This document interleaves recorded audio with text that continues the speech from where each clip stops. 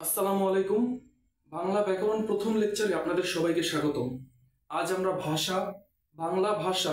বাংলা ভাষার উৎপত্তি ও ক্রমবিকাশ এবং বাংলা ভাষার প্রকারভেদ বা রীতিভেদ নিয়ে সংক্ষিপ্ত আলোচনা করব। প্রথমে আমরা যেটা দেখব সেটা হচ্ছে ধ্বনি।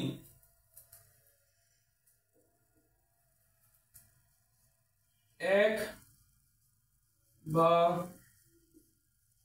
একাধিক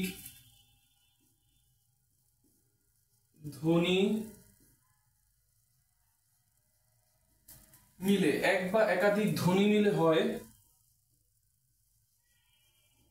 শব্দ।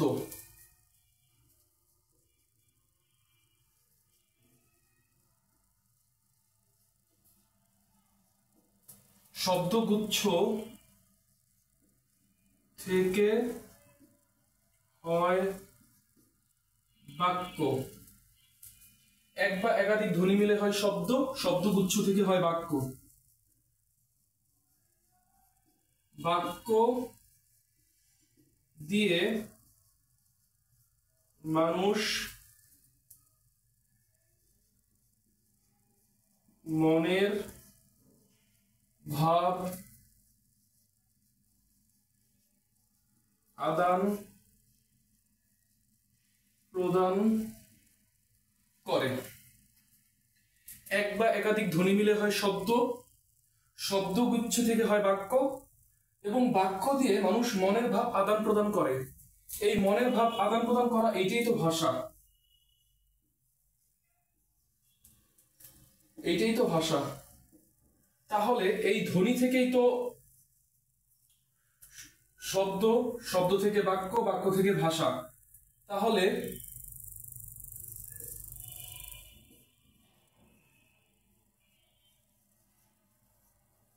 ধ্বনির সাহায্যে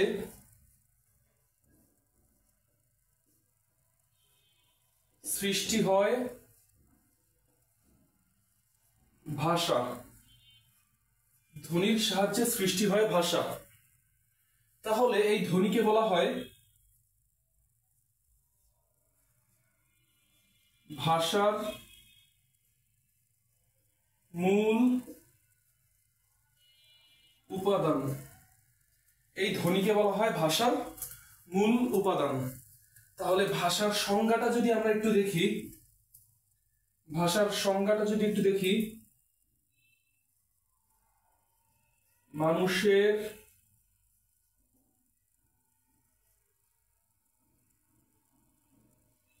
মানুষের কণ্ঠ নিঃসৃত বাক সংকেত, মানুষের কণ্ঠ নিঃসৃত বাক সংকেত এর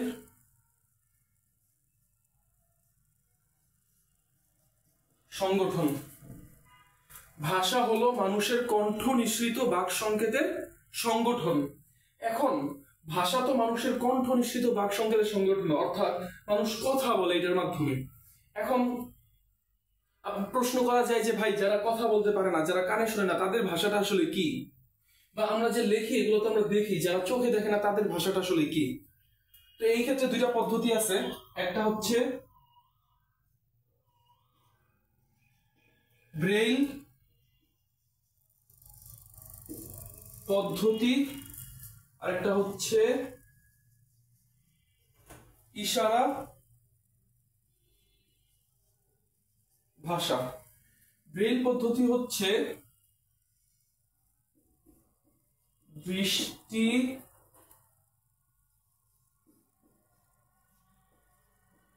শক্তিহীনদের, যারা চোখে দেখে না, দৃষ্টি শক্তিহীনদের হচ্ছে ব্রেইল পদ্ধতি, তাদের ভাষা হচ্ছে ব্রেইল পদ্ধতি। আর ইশারা ভাষা হচ্ছে বাক অথবা শ্রবণ শক্তিহীনদের।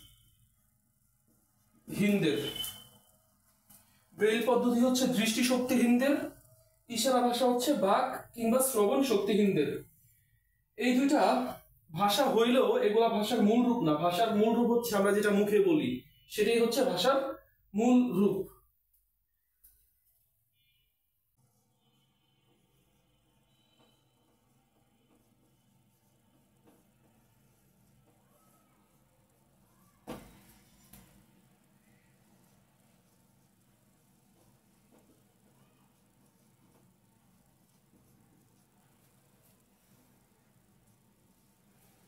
বর্তমানে পৃথিবীতে ভাষার সংখ্যা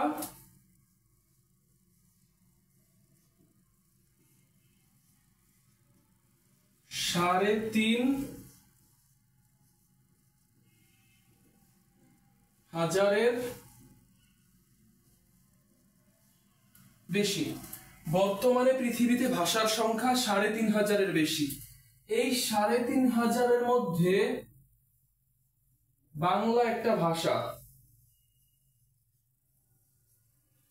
এখন পৃথিবী তো এত বেশি ভাষা, 3,500-এর বেশি, এর মধ্যে বাংলা একটা ভাষা, তাহলে বাংলার অবস্থান কত?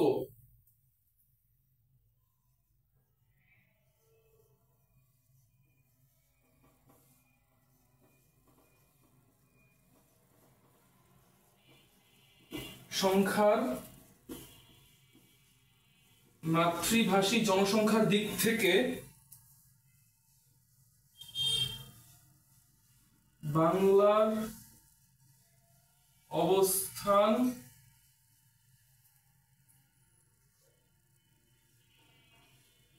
ষষ্ঠ। যে কোনো পরীক্ষায় আসার জন্য এটা খুবই গুরুত্বপূর্ণ একটা প্রশ্ন, খুবই গুরুত্বপূর্ণ একটা ইনফরমেশন হচ্ছে মাতৃভাষী জনসংখ্যার দিক থেকে বাংলার অবস্থান ষষ্ঠ। কিন্তু আমরা যদি নবম দশম শ্রেণীর আগের ব্যাকরণ বইটা দেখি, মুনির চৌধুরীর লেখা যে ব্যাকরণ বই, সেটা অনুযায়ী ভাষাভাষী জনসংখ্যার দিক থেকে বাংলার অবস্থান পৃথিবীতে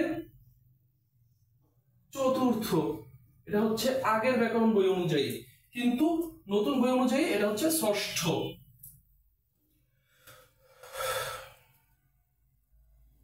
এখন বাংলার অবস্থান তো ষষ্ঠ, তাহলে কত মানুষ বাংলা ভাষায় কথা বলে? বাংলা ভাষায় কথা বলে বাংলা ভাষায় কথা বলে প্রায়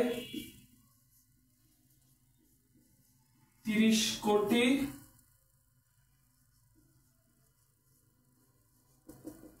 মানুষ। প্রায় 30 কোটি মানুষ বাংলা ভাষায় কথা বলে। এখন 30 কোটি মানুষ বাংলা ভাষায় কথা বলে, 30 কোটি মানুষ কোথায়? বাংলাদেশে তো 30 কোটি মানুষ নাই। তাহলে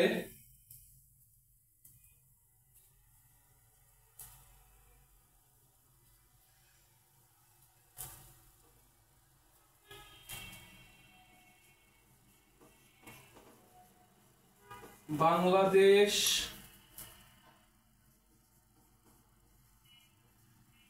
পশ্চিমবঙ্গ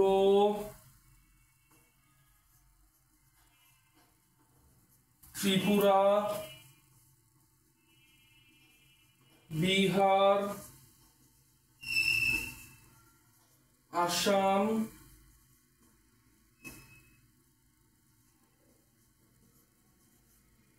উড়িষ্যা। বাংলাদেশ পশ্চিমবঙ্গ ত্রিপুরা বিহার আসাম উড়িষ্যা এই অঞ্চলগুলোর মানুষ বাংলা ভাষায় কথা বলে। বাংলাদেশের রাষ্ট্রভাষা বাংলা। পশ্চিমবঙ্গ এবং ত্রিপুরার অন্যতম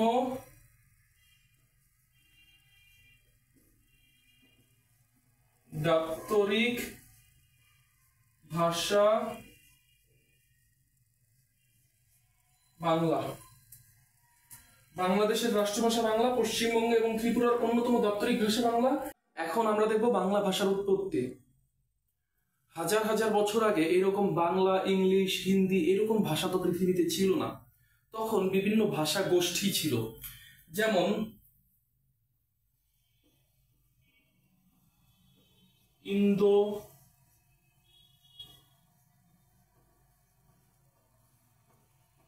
ইউরোপীয় কিংবা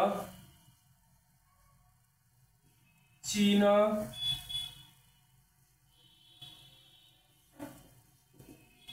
তিব্বতীয় কিংবা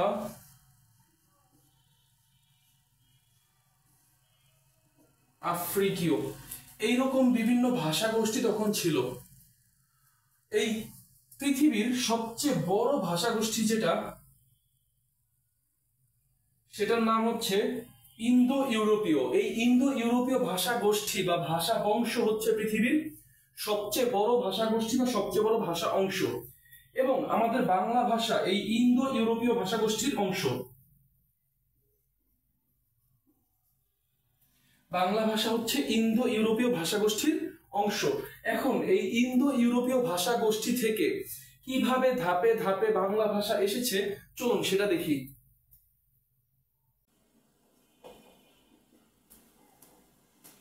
এই ইন্দো ইউরোপীয় ভাষা গোষ্ঠীর দুইটা শাখা,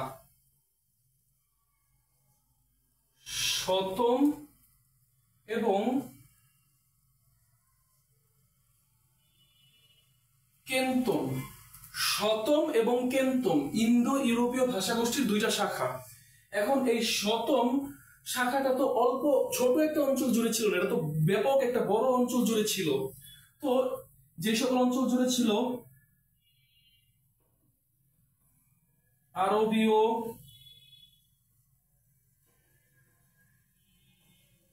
ইরানীয়,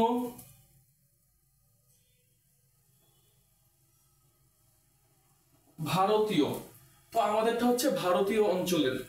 এই ভারতীয় অঞ্চল তখন শাসন করত ইতিহাসের এক বিখ্যাত জাতি, যার নাম হচ্ছে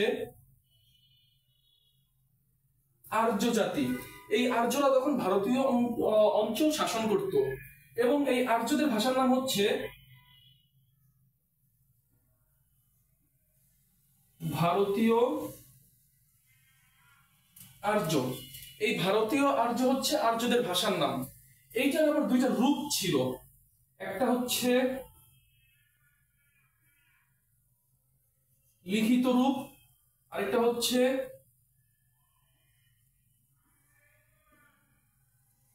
মৌখিক রূপ। এই লিখিত রূপটা হচ্ছে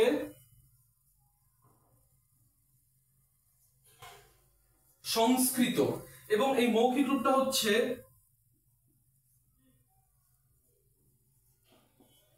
প্রাকৃত। লিখিত রূপ সংস্কৃত এবং মৌখিক রূপ হচ্ছে প্রাকৃত। এই প্রাকৃত আবার দুইটা অঞ্চলে দুই রকম হয়ে যায়। এই প্রাকৃত দুইটা অঞ্চলে দুই রকম হয়ে যায়, একটা হচ্ছে গৌড় অঞ্চল ছিল, একটা গৌড় অঞ্চল এবং মগধ অঞ্চল। এই গৌড় অঞ্চলের ভাষাকে বলা হয় গৌড়ীয় প্রাকৃত, এবং মগধ অঞ্চলের ভাষাকে বলা হয় মাগধী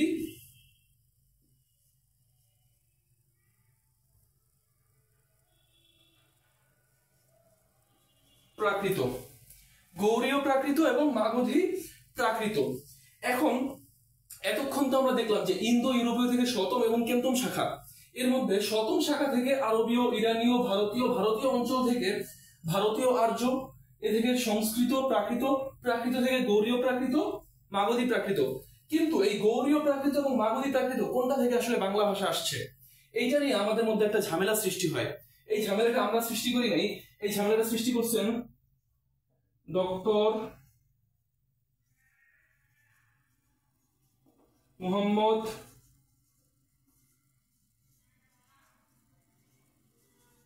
শহীদুল্লাহ এবং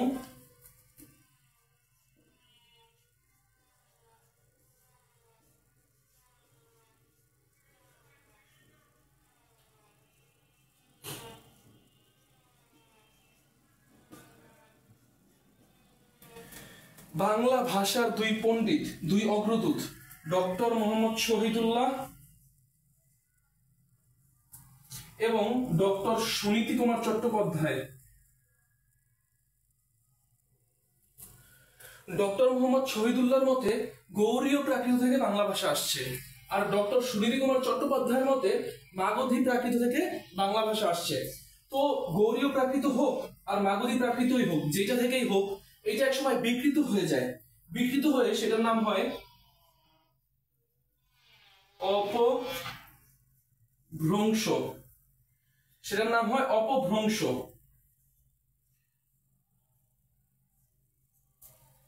এই অপভ্রংশ থেকে একটা ভাষা আসে সরাসরি, সেটার নাম হচ্ছে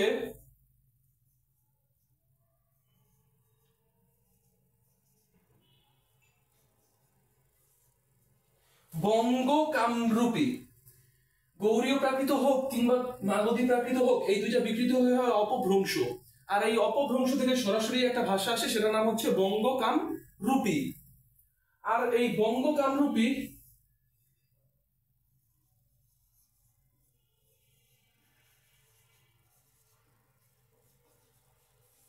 এই বঙ্গ কামরূপী থেকে তিনটা ভাষার উৎপত্তি হয়।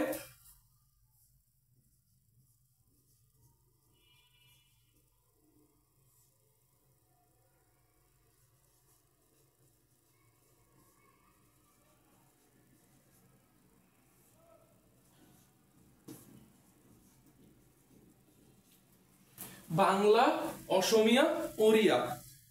এই বাংলা, অসমিয়া, ওড়িয়া এই তিনটা বঙ্গ কামরূপী থেকে উৎপত্তি হয়। এই কারণে এই অসমিয়া এবং ওড়িয়াকে বলা হয় বাংলা ভাষার নিকটতম আত্মীয়। অর্থাৎ আমরা কি দেখলাম, ইন্দো ইউরোপীয় থেকে দুইটা শাখা, ইন্দো ইউরোপীয় একটা ভাষা গোষ্ঠী। এই ভাষা গোষ্ঠীর দুইটা শাখা, শতম শাখা এবং কেন্তম শাখা। এই শতম শাখা বিভিন্ন অঞ্চলভেদে বিভিন্ন রকম ছিল, যেমন আরবীয়, ইরানীয়, ভারতীয়, মিশরীয়। ভারতীয় অঞ্চল আবার শাসন করত আর্য জাতি। সেই আর্য জাতির ভাষা হচ্ছে ভারতীয় আর্য। ভারতীয় আর্য। এই ভারতীয় আর্যদের যে ভাষা ছিল সেটার লিখিত রূপ হচ্ছে সংস্কৃত এবং মৌখিক বা কথ্য রূপ হচ্ছে প্রাকৃত। এই প্রাকৃত থেকে আসে গৌড়ীয় প্রাকৃত, মাগধী প্রাকৃত। গৌড় অঞ্চলের ভাষা ছিল গৌড়ীয় প্রাকৃত এবং মগধ অঞ্চলের ভাষা ছিল মাগধী প্রাকৃত। এখন ডক্টর মোহাম্মদ শহীদুল্লাহর মতে গৌড়ীয় প্রাকৃত থেকে গৌড়ীয় অপভ্রংশ, আর সুনীতি কুমার চট্টোপাধ্যায়ের মতে মাগধী প্রাকৃত থেকে মাগধী অপভ্রংশ।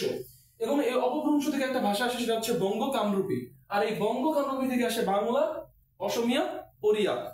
এই অসমিয়া এবং ওড়িয়াকে বলা হয় বাংলা ভাষার নিকটতম আত্মীয়। যদি প্রশ্ন আসে বাংলা ভাষা কোন ভাষা গোষ্ঠীর অংশ বা কোন ভাষা বংশের অংশ, তাহলে হবে ইন্দো ইউরোপীয়। যদি বলে ইন্দো ইউরোপীয় কোন শাখা থেকে বাংলা ভাষা এসেছে, তাহলে হবে শতম। যদি বলা হয় ডক্টর মোহাম্মদ শহীদুল্লাহর মতে কোনটি বাংলা ভাষার আদিরূপ, তাহলে গৌড়ীয় প্রাকৃত। যদি বলা হয় ডক্টর সুনীতি কুমার চট্টোপাধ্যায়ের মতে কোনটি বাংলা ভাষার আদিরূপ, তাহলে মাগধী প্রাকৃত। ইউরোপীয়,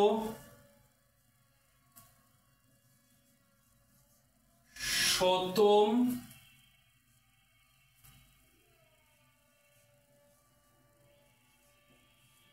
ভারতীয় আর্য,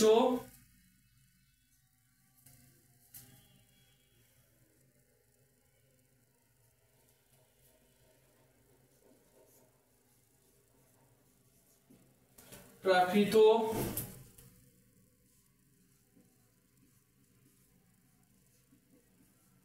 গৌড়ীয় কিংবা মাগধী,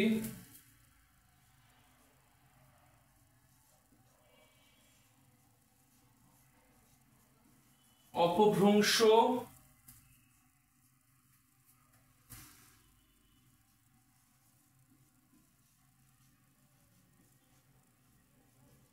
বঙ্গ কামরূপী,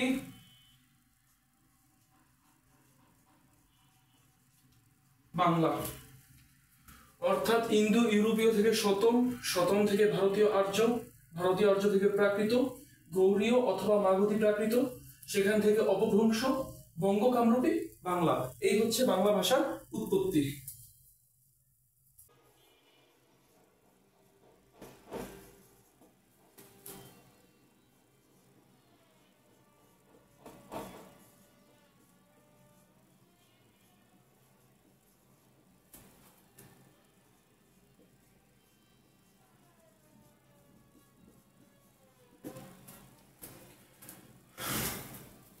ডক্টর মোহাম্মদ শহীদুল্লাহ এর মতে বাংলা ভাষার উৎপত্তি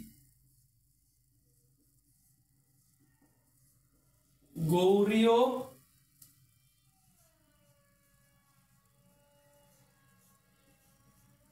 অপভ্রংশ হতে 650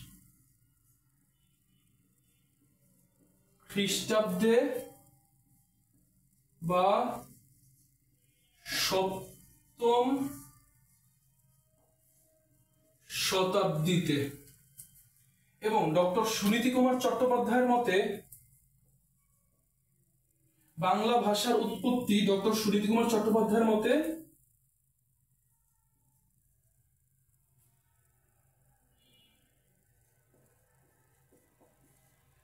মাগধী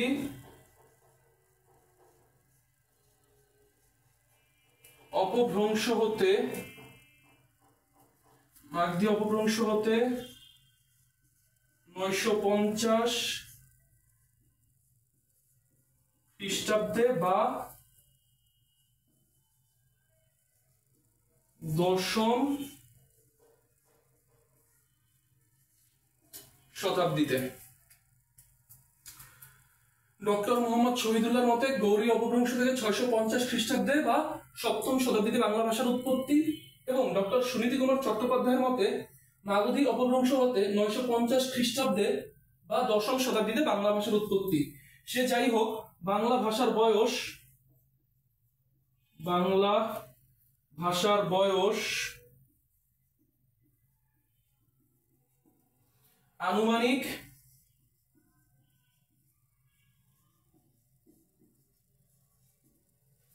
আনুমানিক 1500 বছর। বাংলা ভাষার বয়স আনুমানিক 1500 বছর। বাংলা ভাষার রূপ বাংলা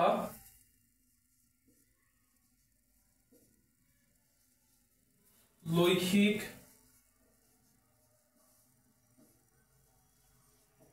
মৌখিক।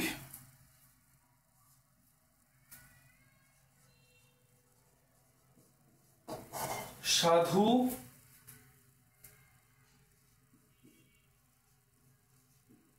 চলিত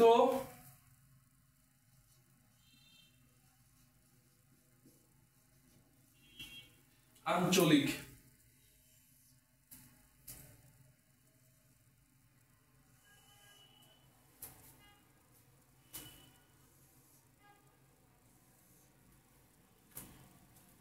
বাংলা ভাষা লৈখিক মৌখিক অর্থাৎ লেখার ভাষা এবং কথার ভাষা। এই লৈখিক ভাষা আবার দুই রকমের হয়, সাধু চলিত। আর মৌখিক ভাষা দুই রকমের হয়, চলিত আঞ্চলিক। এই সাধু ভাষা হচ্ছে সর্বজন স্বীকৃত লেখ্য রূপ। সর্বজন স্বীকৃত লেখ্য রূপ হচ্ছে সাধু ভাষা। আর চলিত ভাষা হচ্ছে সর্বজন স্বীকৃত কথ্য ভাষা। সর্বজন স্বীকৃত কথ্য ভাষা হচ্ছে চলিত রূপ। আর আঞ্চলিক ভাষা হচ্ছে উপভাষা। অর্থাৎ বিভিন্ন ক্ষুদ্র ক্ষুদ্র অঞ্চলের জনগণ যে নিজ নিজ ভাষায় কথা বলে, যেমন ঢাকার ভাষা একরকম, বরিশালের ভাষা একরকম, নোয়াখালীর ভাষা একরকম। এই যে ভৌগোলিক এলাকার ভিত্তিতে ভাষার মধ্যে যে বৈচিত্র্য দেখা যায়, এইটাকেই বলা হয় আঞ্চলিক ভাষা বা উপভাষা। পৃথিবীর সকল ভাষাতে আঞ্চলিক ভাষা বা উপভাষা রয়েছে। এই উপভাষার ইংলিশ হচ্ছে ডায়ালেক্ট। এখন আসুন আমরা দেখি সাধু এবং চলিত ভাষার মধ্যে পার্থক্য। সাধু ও চলিত ভাষার পার্থক্য একেবারেই সহজ। আসেন আমরা একটু দেখি। বাংলা লেখ্য সাধুরীতি সুনির্ধারিত ব্যাকরণের নিয়ম অনুসরণ করে চলে। এর পদবিন্যাস সুনিয়ন্ত্রিত ও সুনির্দিষ্ট। চলিত রীতি পরিবর্তনশীল। সাধু ভাষা গুরু গম্ভীর ও তৎসম শব্দবহুল। তৎসম অর্থাৎ সংস্কৃত। তৎসম শব্দ কোনগুলো, তদ্ভব শব্দ কোনগুলো, এগুলো ইনশাল্লাহ পরবর্তী ক্লাসে শেখানো হবে। তো সাধু ভাষা গুরু গম্ভীর ও তৎসম শব্দবহুল। চলিত ভাষা তদ্ভব শব্দবহুল। তদ্ভব বা খাঁটি বাংলা। চলিত ভাষা তদ্ভব শব্দবহুল। সাধু ভাষা নাটকের সংলাপ ও বক্তৃতার অনুপযোগী, অর্থাৎ এই সাধু ভাষা আপনি নাটকে কিংবা বক্তৃতায় ব্যবহার করতে পারবেন না, এটা অনুপযোগী, এটা উপযোগী না। আর চলিত ভাষা সংক্ষিপ্ত ও সহজবোধ্য। চলিত ভাষা যেহেতু সহজ, এই কারণে এটা নাটক, আলোচনা, বক্তৃতার জন্য বেশি উপযোগী। সাধু রীতিতে সর্বনাম ও ক্রিয়াপদ এক বিশেষ গঠন পদ্ধতি মেনে চলে। সর্বনাম ও ক্রিয়াপদ এক বিশেষ গঠন পদ্ধতি মেনে চলে। চলিত ভাষায় সর্বনাম ও ক্রিয়াপদ পরিবর্তিত ও সহস্তর রূপ লাভ করে। বহু বিশেষ্য ও বিশেষণের ক্ষেত্রে এমন হয়। সাধু রীতিতে সর্বনাম ও ক্রিয়াপদ এক বিশেষ গঠন পদ্ধতি মেনে চলে। সর্বনাম যেমন আমরা সাধু রীতিতে দেখি তাহারা, তাহারা, ইহাদের, এই ধরনের সর্বনাম আমরা সাধু রীতিতে দেখি। কিন্তু চলিত রীতিতে যখন পরিবর্তিত ও সহস্তর হয়, তখন এই তাহারা, ইহাদের এগুলো হয়ে যায় তারা, তারা, এদের। এই তাহারা, সাধু ভাষার তাহারা, ইহাদের এইগুলো চলিত ভাষা হয়ে যায় তারা, এদের। এরকম সর্বনামের ক্ষেত্রে সাধু ও চলিত ভাষার মধ্যে পার্থক্য দেখা যায়। এরপরে ক্রিয়াপদ, ক্রিয়াপদের পার্থক্য যদি আমরা দেখি,